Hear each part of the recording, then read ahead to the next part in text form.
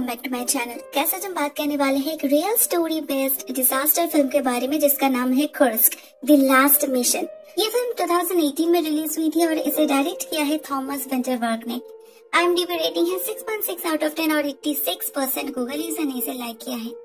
दोस्तों, ये film Robert Moore's book a time to die पर आधारित है। एज ऑलवेज हम पहले इस फिल्म के स्टोरी लाइन को डिस्कस करेंगे और उसके बाद रियल स्टोरी को जान लेंगे।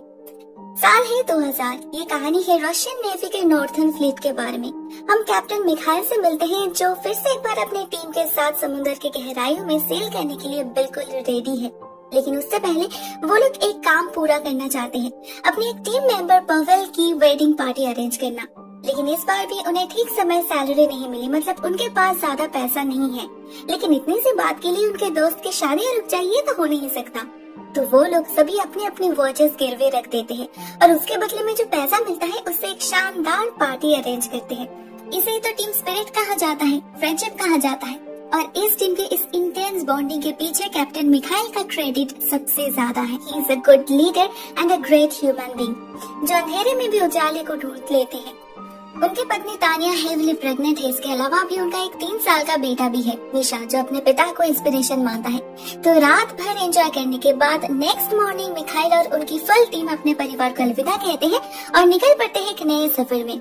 वैसे इस बार की जर्नी कुछ डिफरेंट है क्योंकि इस बार उनके साथ ही एक HTP टॉर्पेडो जो बहुत ही ज्यादा खतरनाक है। वैसे तो एक वेपन सबमरीन होने की वजह से उनके साथ मिसाइल्स और रिएक्टर्स रहती ही है, मगर इस बार इस टॉर्पेडो को ले जाया जा रहा है टेस्टिंग के लिए। सही जगह सही समय पर इसे बोर्ड किया जाएगा, लेकिन तब तक इसका ख्याल रखना है इन्हीं क्रू मेंबर्स को। स्पेशली वेपन ऑफिसर पैवेल पर इसकी जिम्मेदारी है। इनिशियली सब कुछ अंडर कंट्रोल ही था। जर्नी शुरू करने से पहले बार बार इसे चेक किया गया था, लेकिन जैसे ही कुर्स्क आगे बढ़ने लगती है पैवेल नोटिस करता है टॉर्पेडो का टेम्परेचर बढ़ रहा है। वो डर जाता है, अगर ऐसा ही चलता रहा तो बहुत जल्द हाइड्रोजन पेरोक्साइड लीक होने लग जाएगा। वो अपने सुपीरियर से इमीडिएट रिलीज करने का ऑर्डर मांगता है, मगर उसे ऑर्डर नहीं मिलता और उसके तुरंत बाद ही टॉर्पेडो आग का गोला बनकर फट जाता है। पैवेल और उस कंपार्टमेंट में जितने भी लोग थे उसी समय जलकर राख हो जाते हैं और ये सबमरीन जाकर गिरती है सी बेड के ऊपर। सबमरीन के अंदर सब कुछ तहस नहस हो चुका था। कंपार्टमेंट अलग होने की वजह से आग फैली तो नहीं, मगर एक जोर का झटका जरूर लगा था। सब लोग बहुत ज्यादा डर गए थे। इसी बीच मिखाइल अपने क्रू को फर्दर इंस्ट्रक्शंस दे ही रहे थे। ठीक इसी समय इस एक्सप्लोजन की वजह से टेम्परेचर आउट ऑफ रेंज हो जाता है और एक चेन ऑफ एक्सप्लोजन शुरू होता है। कई सारे हिस्सों में आग लग जाते हैं और इस बार ये झटका सबमरीन के आउटर शेल को भी तोड़ देता है, जिसके वजह से समुद्र का पानी तेजी से अंदर आने लगता है। कई सारे लोग जख्मी हो चुके थे, कई लोगों की जान निकल भी गई थी। मिखाइल इस सिचुएशन में भी एक काबिल कैप्टन की तरह सबको संभालने की पूरी कोशिश कर रहा था। हर एक कंपार्टमेंट में जाके क्रू मेंबर्स को गाइड कर रहा था सबमरीन के पीछे की तरफ जाने के लिए। लेकिन एक कंपार्टमेंट का दरवाजा वो नहीं खोल पाया। ये रिएक्टर्स चैम्बर था। इस एक्सप्लोजन की वजह से रिएक्टर्स मेल्ट डाउन होने लगा था। ऊपर से चैम्बर के अंदर पानी भर चुका था। अंदर मिखाइल का दोस्त और कलीग एंटॉन ड्यूटी पर था और उसने ही जानबूझकर दरवाजा लॉक किया था, नहीं तो ये रिएक्टर वाला पानी चारों तरफ फैल जाता और एक डिजास्टर शुरू हो जाता। इससे अच्छा ये ब्रेव सोल्जर उसी कंपार्टमेंट में रुककर अपनी सुसाइड कबूल कर लेता है। मिखाइल बाकी लोगों को लेकर कंपार्टमेंट 9 में जा पहुंचता है और दरवाजा लॉक कर देता है। फिलहाल के लिए तो वो लोग बच गए थे, लेकिन अभी भी खतरा टला नहीं था। धीरे धीरे इस चैम्बर के अंदर भी पानी भरने लग गया था। मिखाइल अपने टीम मेंबर्स के साथ पाइप्स को ब्लॉक करने लग जाता है, जिससे बाहर से पानी अंदर ना पाए, और पंप भी चालू हो गया था, मगर वो रिजर्व बैटरीज पर चल रहा था, इसीलिए सक्शन पावर बहुत ही कम था। लेकिन किसी भी हालत में ये बंद होना नहीं चाहिए। मिखाइल जैसा टेक्निकलिटीज को संभाल रहा था, ठीक एट द सेम टाइम वो अपने क्रू मेंबर्स को बूस्ट अप भी कर रहा था, क्योंकि उसे पता था ऊपर रशियन नेवी जरूर उन्हें बचाने की कोशिश कर रहे होंगे। उन्हें बस वेट करना है और भरोसा रखना है। उधर हम देखते हैं नेवी ऑफिसर्स अपनी तरीके से कोशिश तो कर रहे हैं, मगर उन्हीं में से कुछ लोग सबमरीन की हालत देखकर ही ये मान लिया था कि इतने भयानक ब्लास्ट की वजह से कोई जिंदा नहीं रह सकता। लेकिन एडमिरल ग्रुसिनिस्की उनमें से नहीं थे। उन्हें बस एक इशारा चाहिए था। ट्रेनिंग के वक्त ही नेवी सोल्जर्स को सिखाया जाता है ऐसे हालत में कैसे स्ट्राइक की आवाज से जिंदा होने का सिग्नल पहुंचाया जाता है। हर घंटे में 4 स्ट्राइक। मिखाइल ने वो किया भी था, लेकिन उस समय ऊपर तक ये आवाज पहुंची नहीं। सेकंड टाइम 1 घंटे बाद ग्रुसिनिस्की फिर से एक बार सुनने की कोशिश करते हैं। अपने ऑफिसर्स को ध्यान से इत्मीनान से हर एक आवाज को फॉलो करने के लिए कहते हैं, मगर इस बार मिखाइल समय पर स्ट्राइक नहीं कर पाता। असल में उसके पास घड़ी तो नहीं थी। तो वो थोड़ा सा लेट कर देता है। जब क्रूजिन इसकी उम्मीद छोड़ने ही वाले थे, ठीक उसी समय फॉर्चुनेटली एक कलीग मिखाइल को याद दिलाता है और मिखाइल स्ट्राइक करता है। दूसरी तरफ सारे सोल्जर्स की वाइफ्स बहुत परेशान हो चुकी थी। उन्हें कानों कान खबर तो मिल रही थी, मगर कोई क्लियरली कुछ बता ही नहीं रहा था। लेकिन नेक्स्ट डे मिखाइल की पत्नी तानिया को एक ऑफिसर खबर देता है कि सबमरीन से टैपिंग की आवाज सुनाई दी है। अब इस टैपिंग का इम्पोर्टेंस सभी को पता था। क्रूजिन इसके ऑलरेडी एक रेस्क्यू शिप भेज दिया था जिसमें रेस्क्यू सबमर्सिबल प्रीस है। नाउ इस एक्सीडेंट के बारे में ब्रिटिश नेवी को भी पता चल चुका था। कॉमोडोर डेविड एडमिरल क्रूजिनिस्की का बहुत पुराना दोस्त है, उससे भी ज्यादा वो खुद भी एक नेवी ऑफिसर है। दूसरे ऑफिसर्स को ऐसे डूबते देख वो बहुत परेशान हो गया था। वो बार बार रशियन नेवी से कांटेक्ट करने की कोशिश कर रहा था, मगर उसे ये भी पता है ये रशियंस उन्हें उनके सबमरीन के आसपास भी जाने नहीं देंगे। ये सबमरीन कुर्स्क उनकी शान है। उनके टेक्निकल एक्सपर्टीज का सीक्रेट्स वो लोग किसी भी हालत में शेयर नहीं करेंगे। तो दूर बैठे ही डेविड सैटेलाइट इमेजेस से सारी डिटेल्स कलेक्ट कर रहे थे। उन्हें रेस्क्यू ऑपरेशन के बारे में भी पता था, लेकिन इस सबमर्सिबल प्रेट्स पर उनका भरोसा बिल्कुल भी नहीं था। तो वो अपने लोगों को रेडी रहने के लिए कहते हैं। बेस्ट डाइवर्स से कांटेक्ट करते हैं, जिससे जैसे ही ये रशियंस हार मान लेंगे वो लोग काम शुरू कर पाए। उन्हें अपने दोस्त क्रूजिनिस्की पर भरोसा था। वो जरूर जरूरत पड़ने पर उन्हें कॉल करेंगे। ये बात बिल्कुल सही है। क्रूजिनिस्की के लिए पॉलिटिक्स से ज्यादा अपने आदमियों की जान प्यारी है, मगर ये नेवी उसके बाद से तो नहीं चलता। उनका बॉस किसी भी फॉरेन असिस्टेंस अलाउ करने से ही मना कर दिया था। जब तानिया और भी सारे वाइफ्स उनसे पूछती है अपने हस्बैंड के कंडीशन के बारे में, तो उनसे झूठ कहा जाता है, अंधेरे में रखा जाता है। मतलब एक तरह से ये रशियन अथॉरिटी उन सोल्जर्स को डेड ही मान चुके थे। लेकिन इस सबमरीन के अंदर वो सोल्जर्स तब भी स्ट्रगल कर रहे थे। इमरजेंसी सप्लाई से वो लोग किसी तरह से पंप को तो ऑन रख पाए थे, मगर नई मुसीबत ये थी उनके पास इनफ ऑक्सीजन नहीं था। उसके लिए जनरेटर ऑन करना होगा, मगर उसके लिए ऑक्सीजन कार्ट्रिजेस की जरूरत है जो दूसरे कंपार्टमेंट में है, और वो कंपार्टमेंट कम्प्लीटली फ्लडेड है। ये सिचुएशन डू और डाई का था। ऑक्सीजन के बिना वो लोग वैसे ही मरने वाले थे, तो मिखाइल रिस्क लेता है। वो एक दूसरे क्रू मेंबर साशा के साथ बहुत मुश्किल से उस कंपार्टमेंट में जा पहुंचता है। लॉकर्स में से 20 कार्ट्रिजेस ढूंढ कर निकालता है और बड़ी मुश्किल से वापस भी आता है। लेकिन इस प्रोसेस में इतनी देर तक सांस रोक रखने की वजह से उन दोनों की हालत ही खराब हो चुकी थी।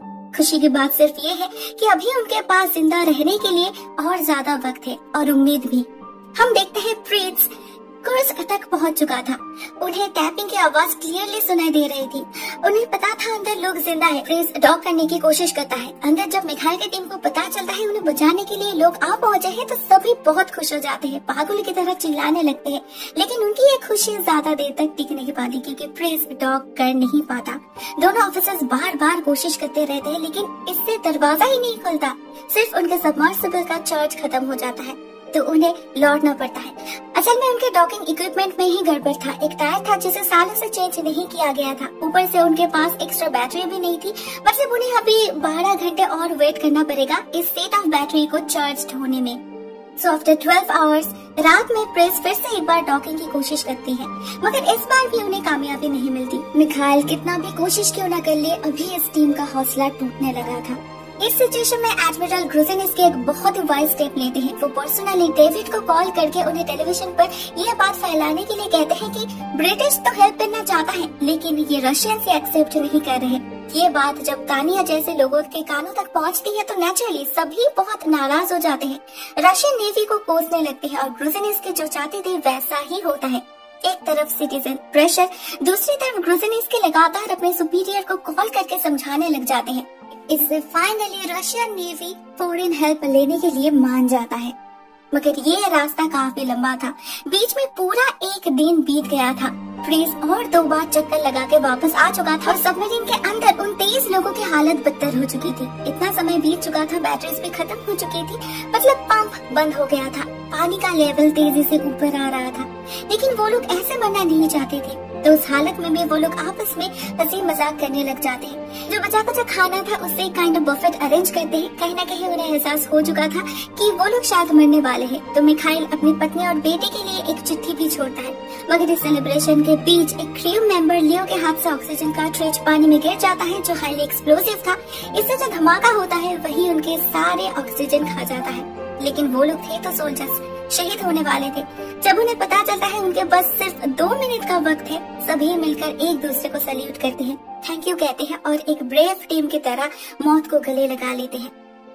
दूसरी तरफ जब डेविड और ब्रुसिनिस्की रशियन नेवी के हेड ऑफिसर को समझा बुझाकर ब्रिटिश डाइवर्स को कुर्स्क के पास भेजते हैं, तब तक सब कुछ खत्म हो चुका था। वो कंपार्टमेंट पूरा पानी से भर चुका था, जहां उन बेजवानों के शरीर पानी में तैर रहे थे। मतलब इतनी कोशिशों के बावजूद चंद लम्हों की देरी सब कुछ खत्म कर दिया, और इसके लिए सिर्फ रशियन नेवी अथॉरिटीज ही जिम्मेदार थे।